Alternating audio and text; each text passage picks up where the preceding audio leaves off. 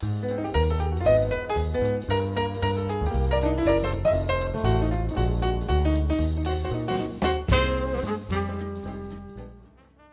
friends. My name is Michael Levine, and I still cannot fully believe that we're in the 10th year of Without Notes. Remarkable, remarkable. Today, our guest is America's economist, Mark Skousen, one of the most important economists of our time, both nationally and internationally. He certainly can speak about American economy in a way that few can, but he also has insights into history and to international affairs. He's a massive supporter of freedom. I believe his ideas will comfort the afflicted and afflict the comfortable, which is part of the mission of our show. Our conversation will begin, and I look forward to you enjoying it as much as I did. It's a great honor to have you here, Mark. Welcome to Without Notes, and I look forward to our expedition together. Greetings. Well, Michael, thank you very much. I have a whole bunch of notes that I've written down here. No, I'm just kidding. No, you do not. I know you too well. Okay. Anyway, Mark, let's start the journey on where you were born. I want to know just a bit about you, how you became America's economist. So, where did this emanate from? Where were you born? How were you raised? So forth. Well, believe it or not, I was born in San Diego. My father was an FBI agent. He had been assigned to San Diego. And then 6 months later, he was transferred rather abruptly by J. Edgar Hoover to move to Portland, Oregon. So that's where I grew up, in Portland, Oregon. And I think I have an interesting background that brings me to becoming an economist and a financial writer as well. So my father, my ancestors were Mormon, and they grew out west. My father was born in Canada, actually. And he became an FBI agent along with my uncle, Cleon Skousen. So they were always involved with the anti-communist movement, the conservative freedom movement, if you will. And so I kind of inherited that. And then on my mother's side, my mother, Helen McCarty, is a direct descendant of Benjamin Franklin. So we always had this tradition of being Franklin files, and all the virtues that Franklin advocated, thrift and industry and prudence in life. So anyway, I grew up in Portland, Oregon, with an interesting background in terms of my ancestors. And Mark, were you raised in a Mormon home? Yes, very active Mormons. In fact, James Neil Skousen in 1862 came across the plains. He had 2 wives, so there was a polygamy background in that respect. And so, yeah, we were active in our church in Portland, Oregon. And I still remember the time I took economics in high school. You asked, how did I become an economist? I do want to ask another question, Mark. Okay. If I had met you in high school, first year of high school, would you have appeared to me to have come from a lower middle class home, a middle class home, or an upper middle class home? Well, my father was a very successful family lawyer in Portland after he left the FBI. And so he was successful enough that he built a mansion in West Hills, Portland. We went to Sunset High School. And so we had the biggest house in the neighborhood. So you were from an upper middle class home? Yes. But we had 10 kids. I mean, 10 brothers and sisters. So, I mean, you needed divide by 10. You needed a big income and a big house.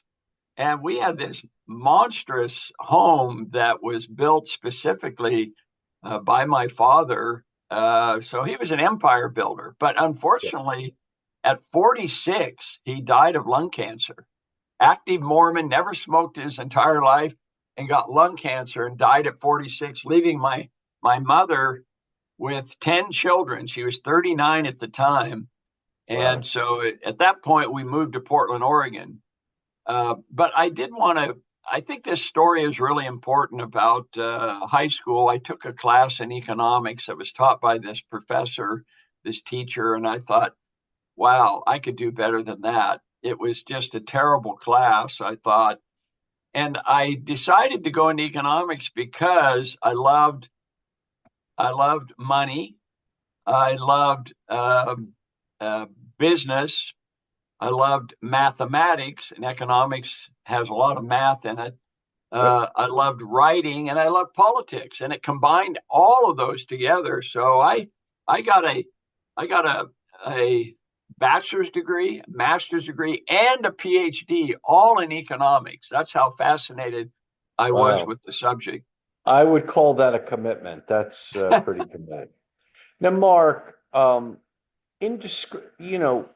what I think most lay people know about economists are they come in different sizes and varieties, right?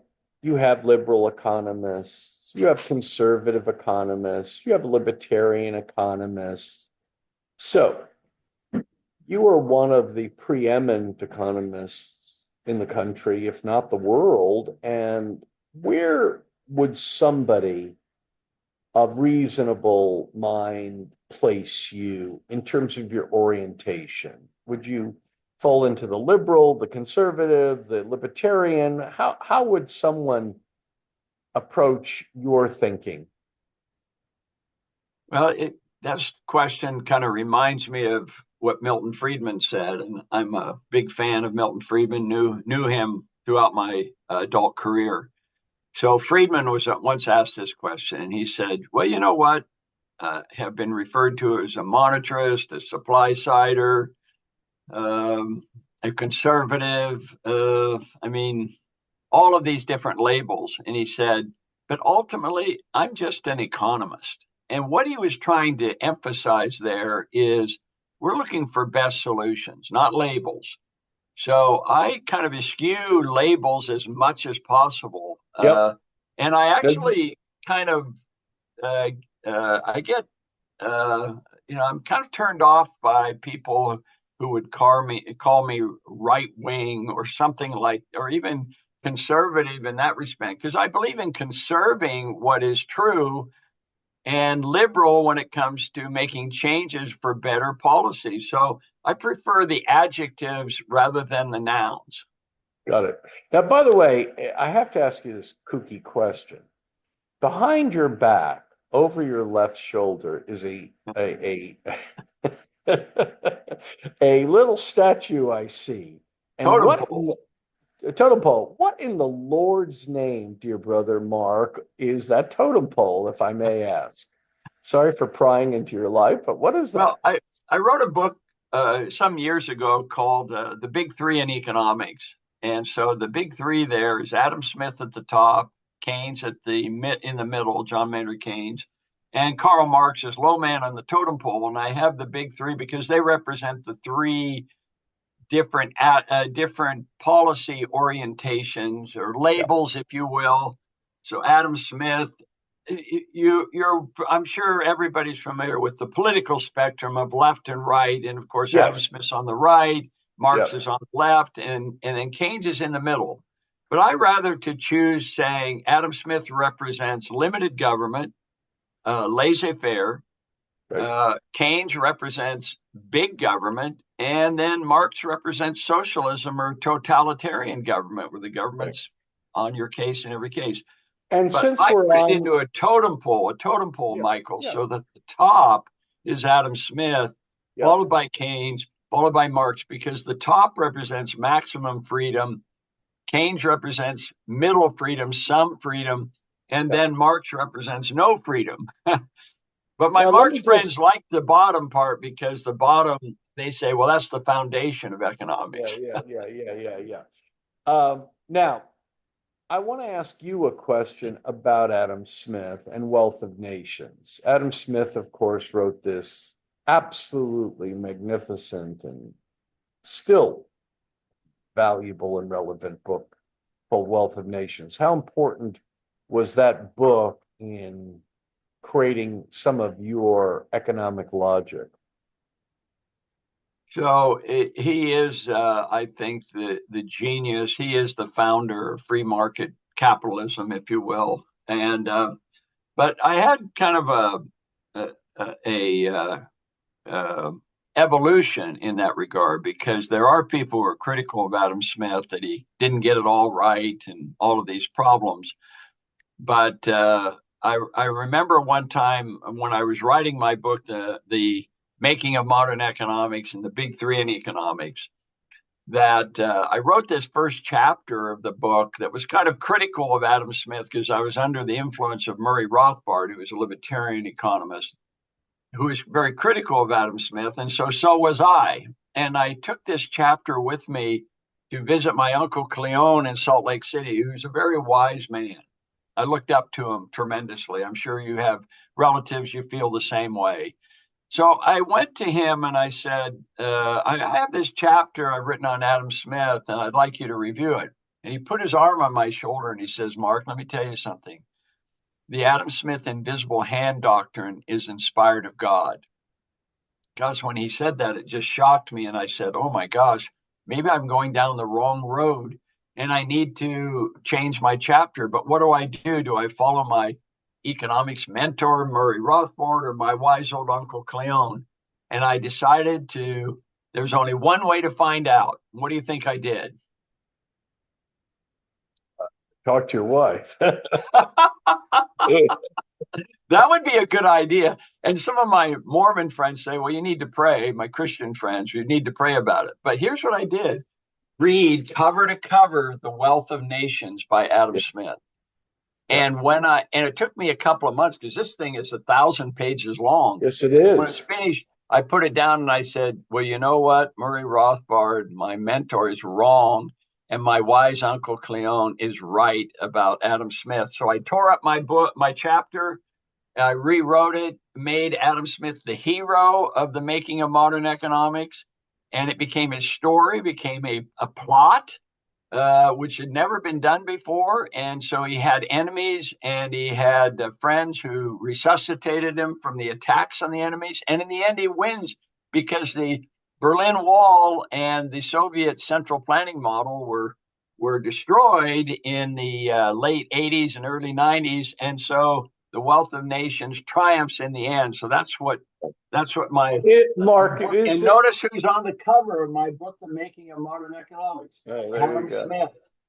Now, Mark, just so I want to go on to many other topics, but for people watching this all over the world, virtually all non-economists, can I establish from you that there is no book, if somebody were interested in learning about economics, there is no book that you would commend more importantly to their understanding of economics as The Wealth of Nations? Is that the book that you would encourage above all others?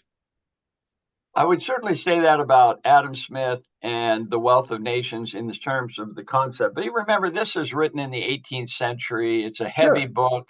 It's not easy reading and stuff like that. So what I've done is I've written my book, The Making of Modern Economics, which explains in layman's terms all this. And if people are interested in just a pamphlet, an essay of the essence of Adam Smith, it would be this right here, The Economics of Life Made Simple, which was the cover story of Skeptic magazine a couple years ago. And it's got pictures and it's got graphs, and it explains in a very simple term what's all about. Mark, how would they obtain that pamphlet?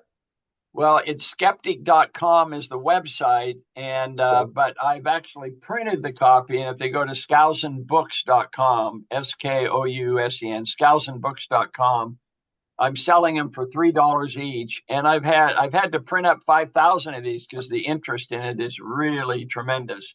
especially Okay. for non-economists. Yeah, Non-economists have read this essay. I think you've got a copy of it, I do. and and I can't believe how many non-economists have come up to me and say, I've tried to understand economics, I never could until I read your pamphlet. So it's a pretty nice endorsement. Great. That's great. Now, I want to talk about a current topic in the news. I want some straight talk from America's economist on the budget deficit. America currently in February 2025 is at a $36 trillion budget deficit and growing. Yeah, national debt. National debt. How serious is this problem, particularly if it's unaddressed? And what feelings do you have, if any, on this current Doge effort that Elon Musk is leading? I'm all in favor of the Doge expert. I mean, government is wasteful, engaging in incredible number of wasteful spending and misplaced spending. It, you need to go back to the Adam Smith model, and the economic freedom index is the best way to measure what we're happening. And we've been declining for 12 years in a row in terms of economic freedom. And one of the problems is excessive government spending and regulations that are stifling the economy. You know, we're growing at a very slow rate of 1 to 2% a year. We used to grow at 3 to 4%. So why is that? Because of this suffocating excessive government spending. The biggest budget. Can I ask a Yeah, question, Mark? yeah. It seems to some lay people that politicians have adopted a logic that has been highly successful, and I want your comments on it, which is free money buys votes. By offering the public free things, supposedly free things, um, they have been able to purchase votes with taxpayers' own money. Is there some truth to that? And how dangerous a logic is that?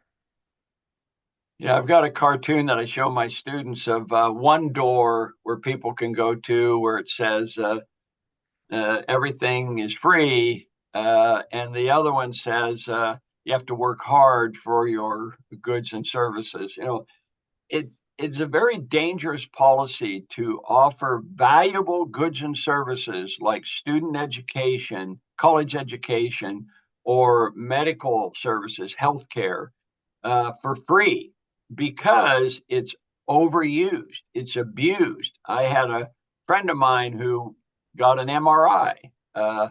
They didn't need the MRI, but because it was free, this person was on Medicare. They said, "Well, I want my MRI," even though the doctor said you don't need it. So that's the problem with the overuse of free goods and services. We need to realize what that student education. I tell my students this. I said, you really value. In fact, the study showed that students who pay for their own education get better grades, graduate early, and do a better job in finding a job. They take it seriously.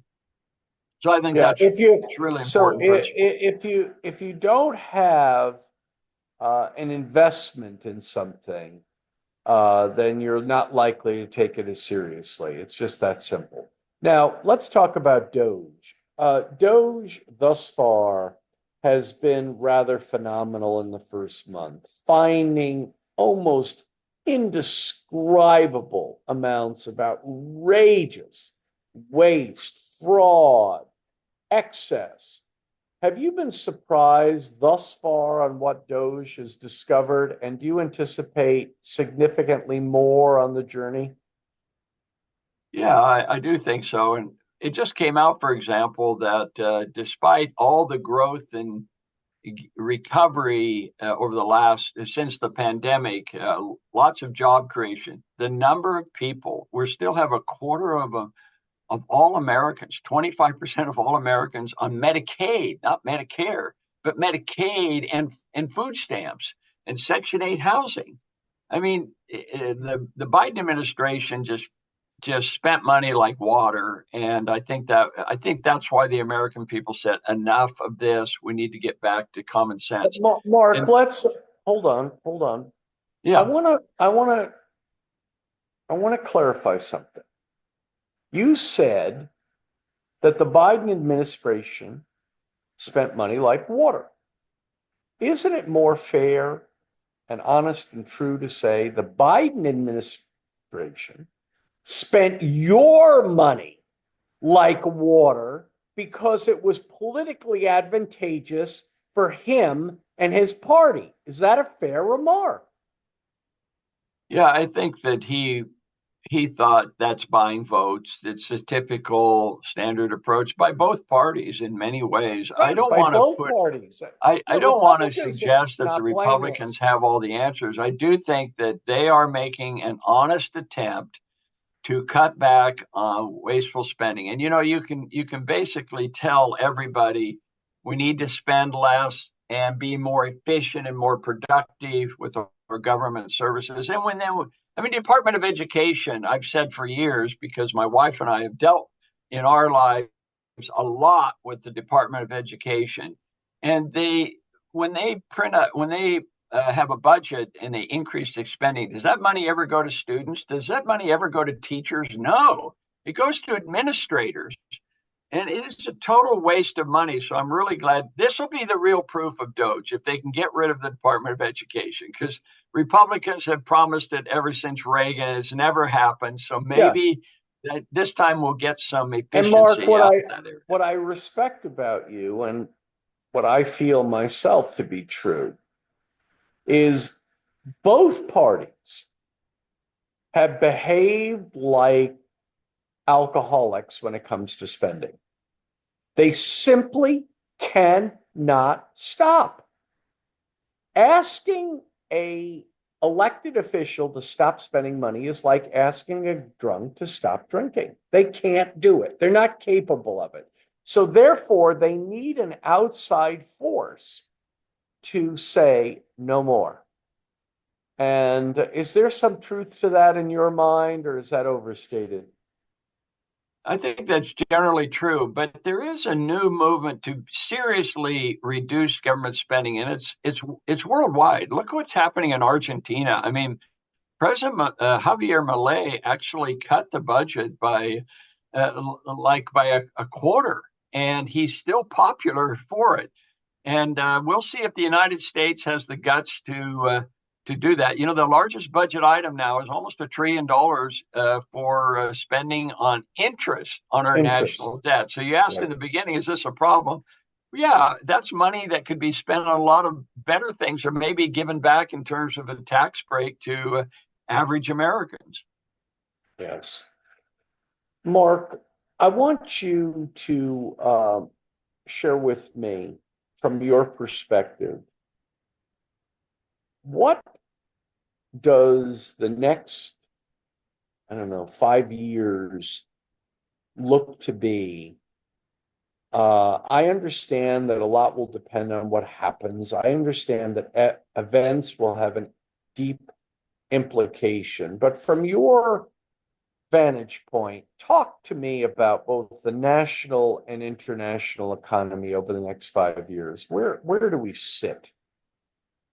I think if we reduce and kind of pull back on this wasteful spending problem and the deficits and so forth, we have a really, and peace negotiations in the Ukraine war in the Middle East, because Adam Smith said it best. He said, the country becomes prosperous through peace, easy taxes, and a tolerable administration of justice. And sound money is the other fourth category. And we have tremendous possibilities. I mean, I'm very impressed. I'm very enthused about the AI and the technological advances that we're making in so many different areas. It's very exciting. It's another golden age of technological advance. So I'm very positive about that sort of thing. But we need to get our house in order. And if we do that, there's tremendous growth. I'll give you an example. Jeff Bezos just fired the editor of the Washington Post and says, our thesis now will be personal liberties and free markets. This was Jeff Wow. Bezos saying The this for the Washington Post. Washington The Post. Washington Post. It's hard to believe. So there's Now, there's Mark, real potential here. as an American economist, how serious a threat do you perceive the competition between America and China to be at this moment in time, sir? I do think China is the biggest stumbling block to a global renewal of freedom around the world. The Chinese communists are using capitalism, state capitalism, to hold on to their power. It's a very smart move, and the Russians under Putin never did do it, and that was their downfall. So China, the biggest, they're still a powerhouse, and they're building up their military dramatically.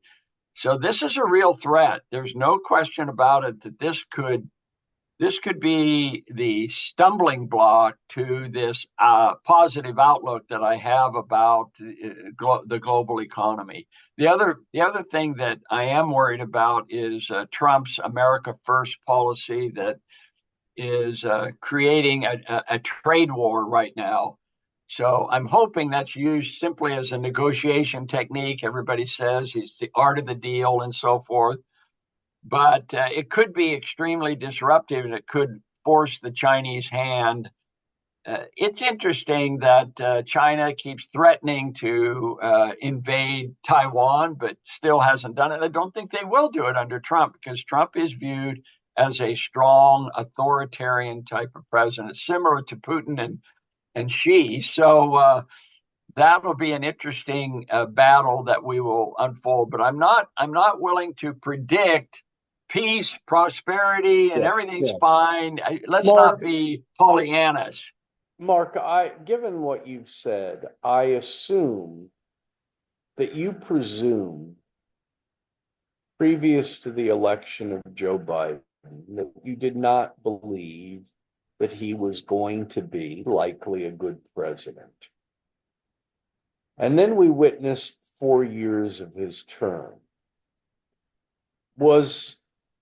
Were you, even you, who did not presume him to be a good president, shocked at some of what you saw in the 4 years? And if so, why? Well, Biden is a veteran politician, no question about that. I do think that he benefited from the Trump tax cuts. He never gave credit to Trump for the tax cuts, so the economy actually recovered faster than he expected. But he was a big spender. There's no question about it. And I especially am disappointed in all the emphasis on woke culture, the transgenderism, and stuff that just defied common sense. And this And of was course, the changing of it the culture. That is a very dangerous thing. well, it defied common sense in such a egregious way that the American public rejected it. And so, it's so fascinating, Mark. You would think that after that rather massive, not rather massive, that massive defeat, that our friends in the Democratic Party would have a reckoning and have some kind of review of and they seem to be doubling and tripling down on the same things that got them to the problems they're in. But just But remarkable. I do think that's true. But the election was actually not, it wasn't that much of a mandate. I mean, Trump actually got 49, slightly under 50% of all the Yeah, but votes. Mark, that is I true. think that But was an Mark, issue. yeah, that I'm you're looking at right. it from the Democrats' point of view, that But they don't yeah, think it was but that let's big of a ask. mandate. But They're fighting it. Mark, let's ask this question: which political party controls the White House? Yeah, same Which thing as, which well, political sure, party controls the Senate? Which political party controls the House? Which barely. political? But the House is within Okay, one vote, Michael. Come on, all it's right, not a son. mandate. But if you win a game by 1 point, do you win or do you lose? Which Barely party win, controls the maybe. which party controls the Supreme Court? Which party can? I mean, That I do. I agree with you. The I Supreme am Court is a not shilling for, much I am more. not a Republican. I'm an independent. But Me too. numbers don't lie, son. Numbers don't lie. Now, okay, how important, this is a curiosity of mine. Mark, you're so esteemed. How important was Thomas Sowell in the formation of your thinking? Both him and Walter Williams were the two black free market oriented economists who have had the most influence without question. And Thomas Sowell in particular. I should tell you, he's written a book called Basic Economics.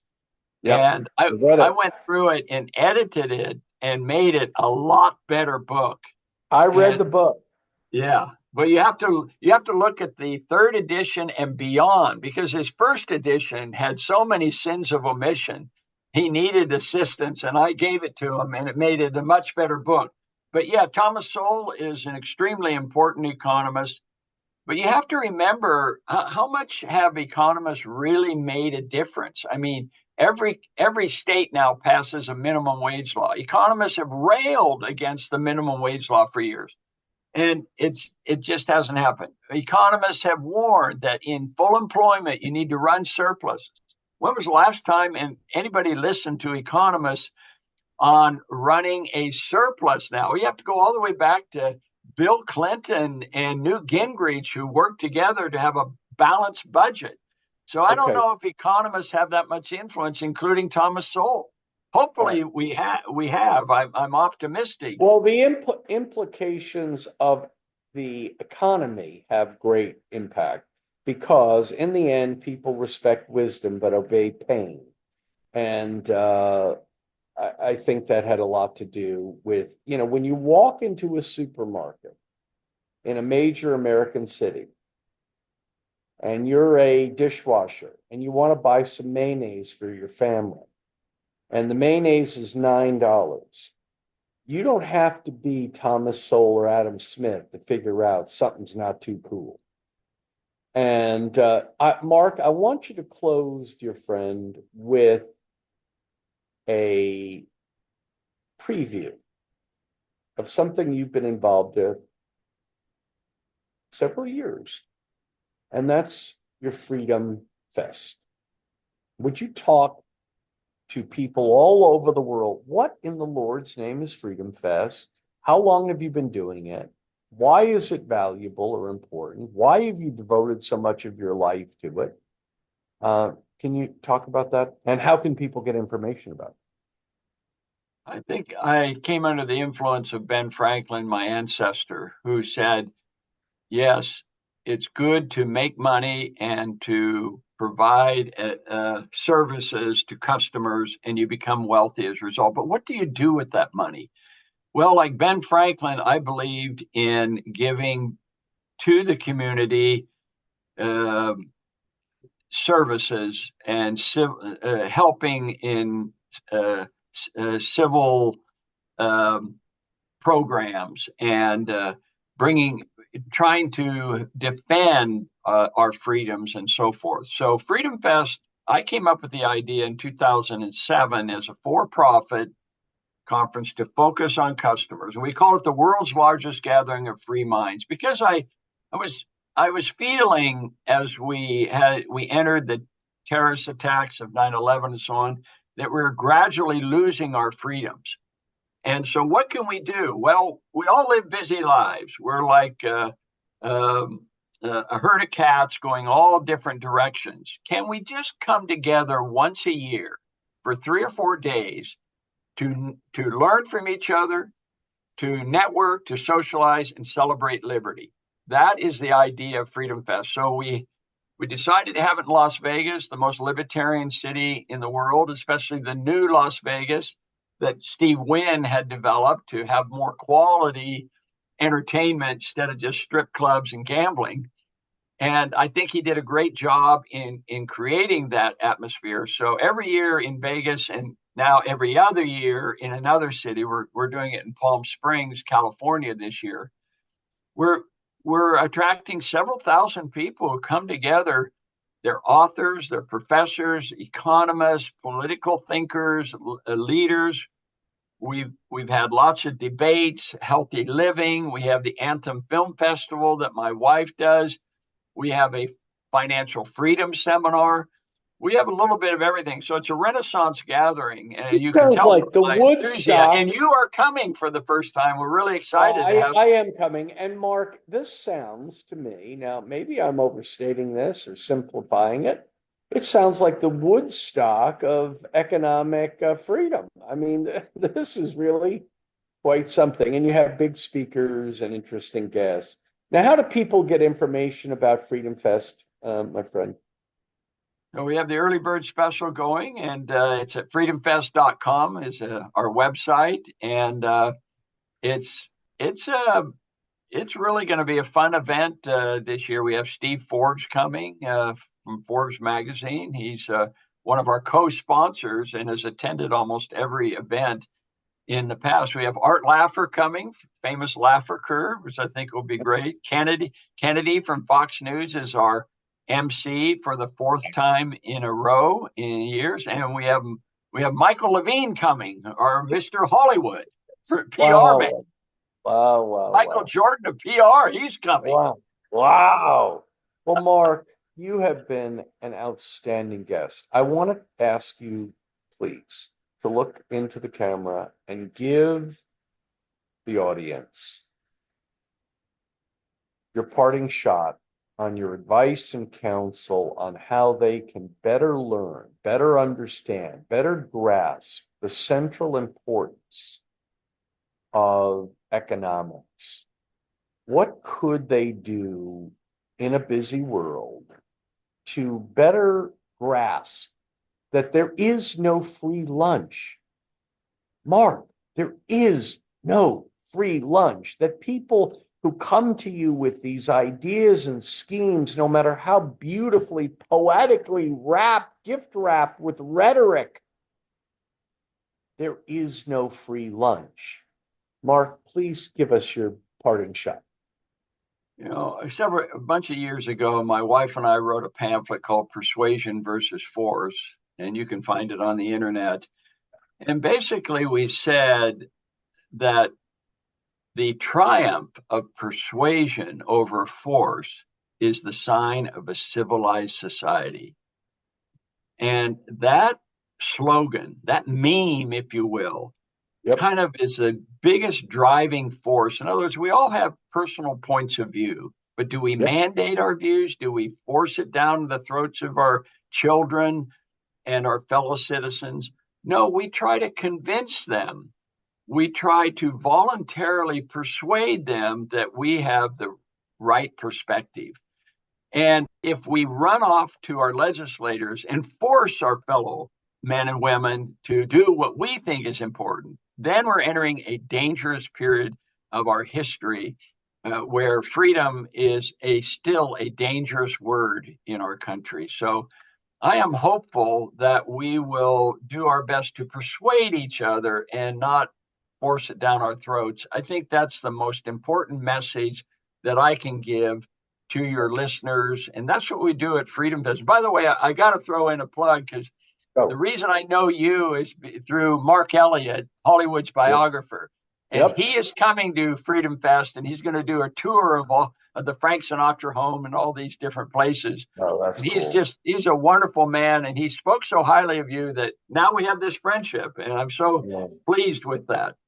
Yeah, Mark wrote a book, as I think you know, on a client of mine that I had for 25 years named Charlton Heston.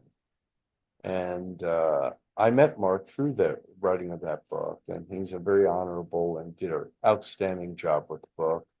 And Mark, I'm so happy to have you here with on Without Notes. I think it's been an interesting and stimulating, maybe even provocative conversation for some.